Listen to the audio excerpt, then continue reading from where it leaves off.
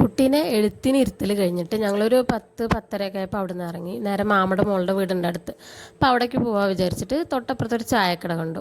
അവിടെ നിന്ന് ഒരു 10 പരിപ്പ് വട മേടിച്ചു. നമ്മൾ നേരെ മാമയുടെ മോളുടെ വീട്ടിലേക്ക് നമ്മൾ പോയിട്ടോ. അവിടെ അതാ പുട്ടും പിന്നെ ചെറുപയർ കറി പിന്നെ പഴം പപ്പടം എല്ലാം ഉണ്ടാക്കി വെച്ചിട്ടുണ്ടായിരുന്നു. പിന്നെ ഞങ്ങൾ പരിപ്പ് വട വാങ്ങിച്ചിട്ടുണ്ടായിരുന്നില്ല, അതും കൂട്ടിയിട്ട് എല്ലാവരും നന്നായി ഭക്ഷണമൊക്കെ കഴിച്ചു. പോയിട്ടില്ലെങ്കിൽ അവർക്ക് ഭയങ്കര വിഷമമാകുമായിരുന്നു. കാരണം ഇത്രയും പേർക്ക് ഭക്ഷണമൊക്കെ ഉണ്ടാക്കി വെച്ചിട്ട് ബാക്കിയാവുക എന്ന് പറഞ്ഞാൽ വിഷമം തന്നെയല്ലേ. അപ്പോൾ ഞങ്ങൾ എന്തായാലും അവിടെ പോയി. പിന്നെ വേറൊരു മാമയുടെ മോളുടെ വീടുണ്ട്, അവരുടെ വീട്ടിലേക്കും കൂടെ പോകണം എന്ന് കരുതിയിട്ട് ഞങ്ങൾ വേഗം അവിടെ നിന്ന് ഇറങ്ങിയിട്ടോ. അപ്പോൾ ഇതാ നേരെ ഈ അച്ചാച്ചൻ്റെ ചായക്കട തന്നെ പോയി പഴംപൊരി മേടിച്ചു. അതായത് നമ്മൾ ഈ ഒറ്റപ്പാലത്തു നിന്നോ പത്തിരിപ്പാലയിൽ നിന്നോ തിരുവിലാമല റൂട്ട് പോകുമ്പോൾ ഇടത് ഭാഗത്ത് കിള്ളിക്കുറിശിമംഗലം ശിവൻ്റെ അമ്പലം കഴിഞ്ഞിട്ട് തൊട്ടപ്പുറത്ത് തന്നെ കേട്ടോ. അപ്പോൾ ആ വഴിക്ക് പോകണവരൊക്കെ ഒന്ന് അപ്പാപ്പനെ സപ്പോർട്ട് ചെയ്യുക. ഗൂഗിൾ പേ ഇല്ല കേട്ടോ ഇവിടെ.